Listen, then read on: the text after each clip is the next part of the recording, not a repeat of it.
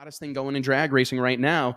And I'm curious, will it take an addition or the inclusion of like a non-regular driver to dethrone Ryan Martin when it comes to No Prep Kings competition? We saw him this last weekend, guys, win his fourth race here in 2022. He has won 23 rounds of competition, only 2-round losses in 2022. And did he not win the grade 8 on Friday night too? I believe so. Yeah, I believe so. Correct me if I'm wrong, but I mean, there's only 2 other guys have won races this year. I mean, be honest. Do you see anybody on the cast of characters right now that's involved in that invitational field that you feel confident can unseat him? I mean, there's definitely some hitters involved, but man, this is getting, I think he's got like consistent. A 92% win percentage. Yeah, he's so consistent. It's unreal, to be honest with you. And he has to slip up for someone to be able to get around him. And even when we talked about this last week with Lizzie, I think Lizzie, Kai, I mean, you got to give Kai a lot of credit too. He's second in points. He's right there, just kind of like on that Steve Torrance path, right? Like where he's hanging around, and not really, knocking the socks off everybody, but he's right there, and anything could change. But Ryan has to make a mistake for really, to be honest with you, for someone to have a really good shot at winning. And it seems like in the situation with Lizzie, then she got in trouble at the same time he did and took away possibly her opportunity to drive around him. So I think we've talked about it a lot on the show, and I think that maybe we didn't have sort of the proof in the pudding to say which way they were going to go with bringing in top-level drivers, or do they need more stiff competition at No Prep Kings. I think if Ryan goes out and wins a couple more of these in a row, you're really going to have an issue where his dominance is going to take away from the quality of the show, and they're going to need somebody. They're going to need to inject someone in there that can compete with him. But I don't know that it's that easy. I mean, because this prep deal is a whole different ball game than everybody loves to talk about Stevie Jackson. It's a whole different ball game. It would take some time for Stevie. I mean, not very long, but it would take some time for them to get running to Stevie Jackson level. And that's the same for everybody. And he's got such a head start at this point. I don't think that this is an issue that is easily correctable. Well, and you make a good point about Kai Kelly, because we're not giving that dude near the credit he deserves. He's won 20 rounds this year. He's only lost 5 times. That's not 5 races. I mean, he's lost 5 rounds, right? Collectively in 2022. He's had a hell of a season. So he's clearly right there. And we've heard a lot of people. And he's got arguably as much experience racing a no prep type car as anybody that's out there. Probably more. Yeah, probably more. Yeah. And we've heard a lot of people talk about how fast the nitrous combination has the potential to be.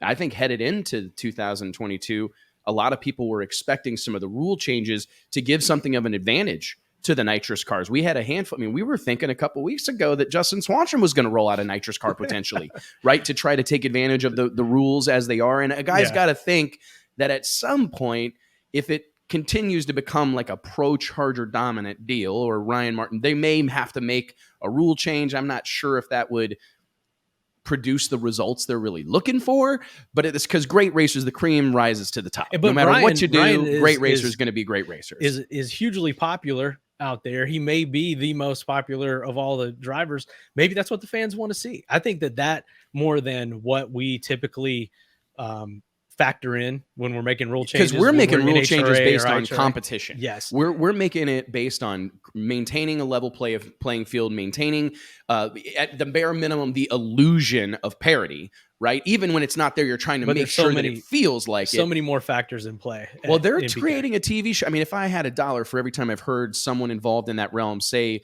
the phrase "TV show first, race second," how long do you let your hero continue to be dominant, right? This reminds me of Bill Goldberg was a little bit of a bad guy, but remember how long he went in the pro wrestling world undefeated? He was undefeated for like years, and that was part of the storyline. And Undertaker was undefeated at WrestleMania until finally. Me and Clay worked out with him, Yeah, Yes. that's right. Yeah. That was Yeah. what put him over the edge, right? Probably. Yeah, it's probably Yeah. what ended his career. It might have been what ended his Yeah. career. Yeah. You and Clay Millican No, working out with Bill going out Goldberg drinking in with Saudi. you would have ended his career. Oh, I would have ended his career with drinking. Yes.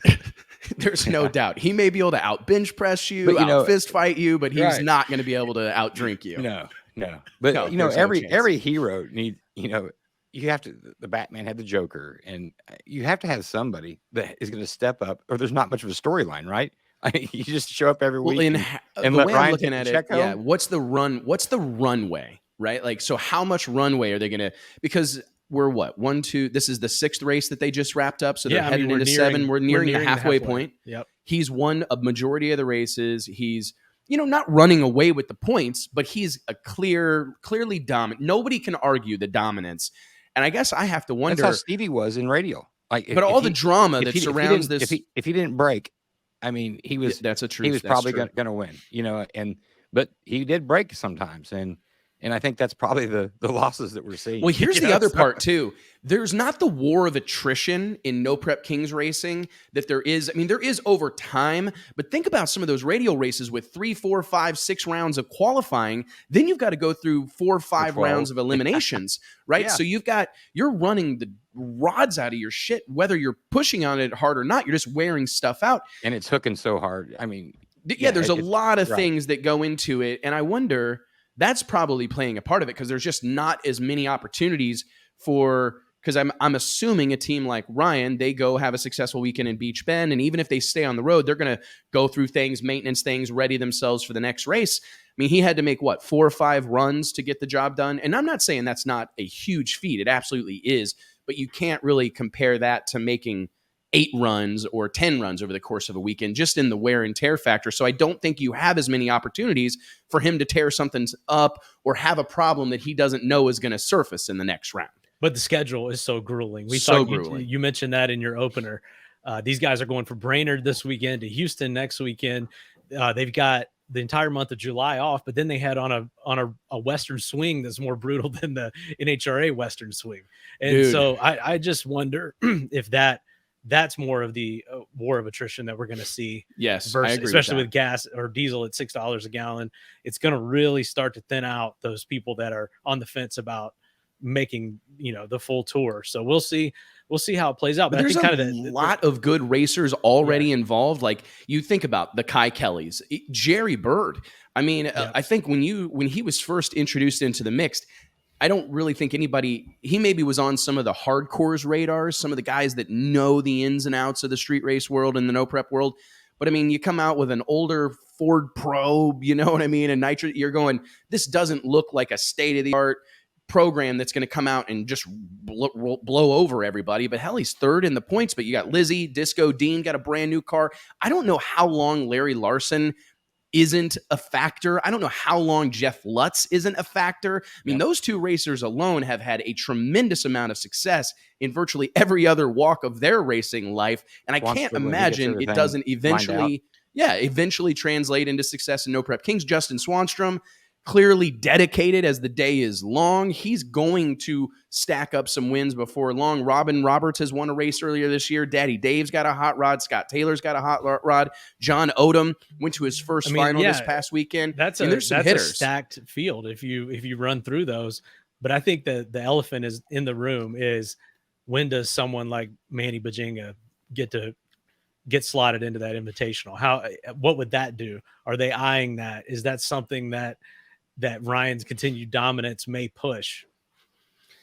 I don't know. I mean, it would appear to me that they are resisting it. I don't really have inside information. I mean, I'm talking to people and I'm asking questions and I'm feeling around, but I do get the distinct impression that they're not ready to just welcome him into the invitational. I mean, we're 4 races into Fred and Manny's involvement in No Prep Kings. For those that don't know, Fred is the name that they've attached to that red Mustang of Manny Bajinga's. I think personally the car fits. I think Manny fits personality-wise. I don't know Manny that well, but he does have a little bit of a Boston East Coast rough edge to him that I think could be turned into a really good bad guy story or a likable bad guy story. He's also not at all afraid to stir the pot. I think he did a great job on here. It's an interesting thing, and I think he's kind of held up to whatever scrutiny is going to come from a different fan base. And I know that he's excited about this brand of racing. One of the things I want to talk about before we, shift gears into other styles of drag racing was the crowd down there, which is something I continue to hear about, just people raving about how many people show up to these races. But I mean, what do you guys take on the character that could be Manny Bajinga in the Invitational? I don't even think you have to make him a bad guy because, I mean, really with these fans, if you aren't with a lot of these fans, if you aren't in the 405, you're part of you're the enemy already, right? Good point. So I mean, you don't have to be like a super bad guy to basically be the bad guy. You don't have to have a bad attitude. You could be a super nice guy. You just go out there and do your job, be fast. You got to have a personality, of course. But I don't know. I want to see Manny up there in the Invitational at some point. I don't know if you can get in there that quick. I don't know if 3 or 4 races is enough. Like we were talking, maybe you have to show up for a season, see that they see you're dedicated, and then move you up. I wouldn't mind to see it on Grudge Racing on Friday night or something like that beforehand. And he's been leaning. That was one of the things that I think happened over the course of the last week. That the different situation that I saw in Bowling Green unfold was that there was some grudge races starting to happen. He got a race in with Justin Swanstrom. Yep. He got a race in with Sean Wilhoit. Shout out to one of my Texas buddies.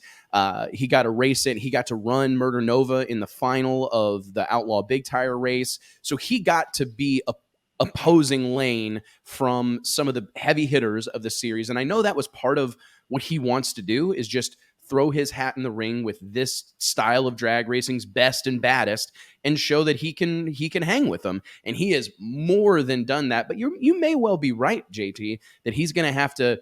And I think that he's open to that conversation. Like if he knows that this is a year away, but he's got to stay the course, or 2 years away, but he's got to stay the course, I think you'd see a guy like that stick it out. I really do. But I'm sure game plan in place. Yeah. I get that as well. Like you'd hate to throw a year away and then still be in the same boat next season. I mean, and if there's, especially with diesel $6 a gallon and things like that, like towing around the country, wondering when you're going to get in the club, it's an interesting thing. But man, at the same time, he's making a name for himself with them not letting him in. I mean, there's people going crazy that they're not letting him in. So maybe that's not a bad place to be either, right?